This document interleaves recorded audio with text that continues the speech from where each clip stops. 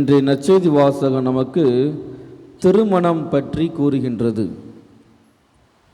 திருமணம், நிறைய பேர் திருமணமானவங்க தான் உட்காந்துட்டு இருக்கீங்க.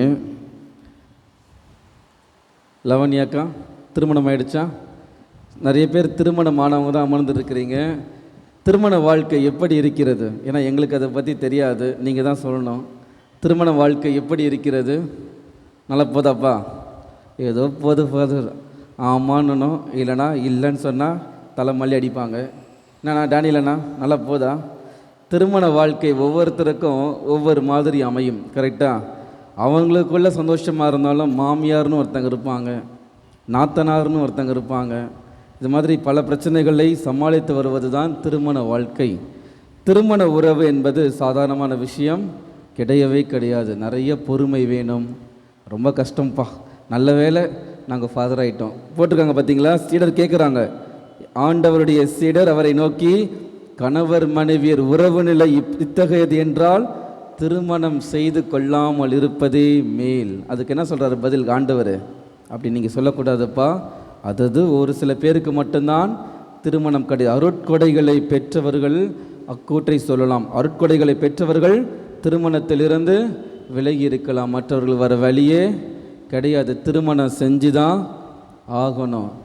நம்முடைய ஹைகோர்ட்டில் ஒரு நாளைக்கு எத்தனை கேஸ் பதிவாகுது தெரியுமா? டிவோர்ஸ் கேஸ் கணக்கே இல்லை. நம்மளால் இவ்வளவுன்னு குறிப்பிட்டு சொல்ல முடியல. அந்த அளவுக்கு ஒரு வருடத்திற்கு சுமார் 11,000 45,000 அப்படின்னு சொல்கிறாங்க.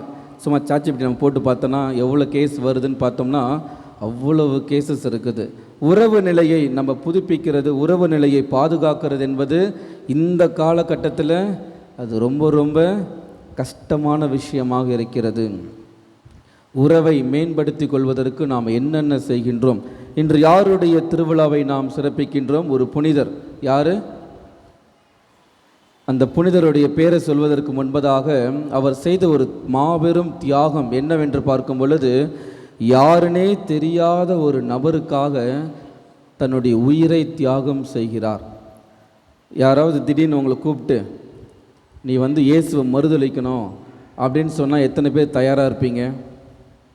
சும்மா பொதுவாக இப்போ வெஸ்ட் பெங்காலில் பார்த்தீங்களா? வெஸ்ட் பெங்கால் நார்த் சைட்லனா அடிக்கிறாங்க, உதைக்கிறாங்க, கொலை பண்ணுறாங்க. கோவிலனா அடித்து தரமட்டமாக்குறாங்க. திடீர்னு என்று ஒரு பேச்சுக்கு வைத்துக்கொள்ளும், திடீரென்று நம்மை யாரோ ஒரு கேங்கில் மாட்டிக்கிறோம், நம்மளை பார்த்து நீ இயேசுவை மறுதளிக்கணும் இல்லைனா உன்னை சாவடிச்சிருவான்றாங்க. எத்தனை பேர் தைரியத்தோடு நாம் எதிர்கொள்வோம் அவர்களை? என்னாலாம் முடியுமான்னு தெரில, ஓடிடுவேன். நானா ஒரே ஓட்டமாக துண்டக்கான துணிக்கணுன்னு ஓடி விடுவேன். அப்படி இருக்கும் பொழுது மற்றவருக்காக, யாருனே தெரியாத ஒரு நபருக்காக தனது உயிரை தியாகம் செய்தவர்தான் இன்றைய நாள் புனிதர். யார் அவர்? புனித மேக்சிமில்லியன் கோல்பே. என்ன நடக்கிறது? அவர் ஒரு பிரான்சிஸ்கன் ப்ரீஸ்டாக இருக்கிறாரு. சென்ட் பிரான்சிஸ் ஆஃப் அசிசியோடைய ஒரு டை ஹார்ட் ஃபேன் சொல்கிறாங்க தெரியுமா? ஒரு உயிரை கொடுக்கக்கூடிய ஒரு ஃபேனாக இருக்கிறார். தூய மரியாளின் மாசற்ற இதயத்திற்கு தன்னை முழுமையாக ஒப்பு கொடுப்பவராக அந்த புனிதர் இருக்கிறார். என்ன நடக்கிறது? யாரெல்லாம் கஷ்டப்படுறாங்களோ, குறிப்பாக அந்த ஜெர்மன் பீப்புள் இருக்காங்கள, சோல்ஜர்ஸ், அவங்க யாரெல்லாம் கஷ்டப்படுத்துகிறாங்களோ, அந்த நாசி கேம்பில் கஷ்டப்படுற மக்களுக்கு உதவி செய்பவராக இருக்கிறார். அவர் என்ன பண்ணிடுறாங்க? அரெஸ்ட் பண்ணி ஜெயிலில் போட்டுறாங்க, அந்த நாசி கேம்பில் போட்டுடுறாங்க. ஒரு 10 பேர் என்ன பண்ணுறாங்க? சாகடிக்கிறதுக்காக கூட்டிட்டு போயிட்டுருக்கிறாங்க. அப்போ ஒருத்தர் கத்துறாரு. என்ன கத்துறாரு? என்னை கூட்டிட்டு போகிறீங்களே, என்னுடைய பொண்டாட்டி பிள்ளை யார் பார்த்துப்பான்னு கத்துறாரு. என்னது? என்னை இப்படி சாகடிக்கிறதுக்கு கூப்பிட்டு போகிறீங்களே, என்னுடைய பொண்டாட்டி பிள்ளைங்களை யார் பார்த்துப்பான்னு கத்துறாரு. அப்போ தான் என்ன பண்ணுறாரு? அவருக்கு பதிலாக என்னை கொலை செய்யுங்கள் என்று தனது உயிரை கொடுத்தவர் தான் யார்? மேக்சிமில்லியன் கோல்பே. மற்றவர்களுக்காக, உறவை யாருனே தெரியாத ஒருவருக்காக தனது உயிரை தியாகம் செய்தவர் மேக்சிமில்லியன் கோல்பே. நாம் உறவுகளை தக்க வைத்து கொள்வதற்கு, நமது கோபத்தை தியாகம் செய்வதற்கு தயாராக இருக்கின்றோமா? நம்முடைய ஈகோவை தியாகம் செய்வதற்கு தயாராக இருக்கிறோமா? நமது நேரத்தை தியாகம் செய்வதற்கு தயாராக இருக்கின்றோமா? காது கொடுத்து கேட்பதற்கு நாம் தயாராக இருக்கிறோமா? சற்று கேள்விக்குறியாக தான் இருக்கிறது.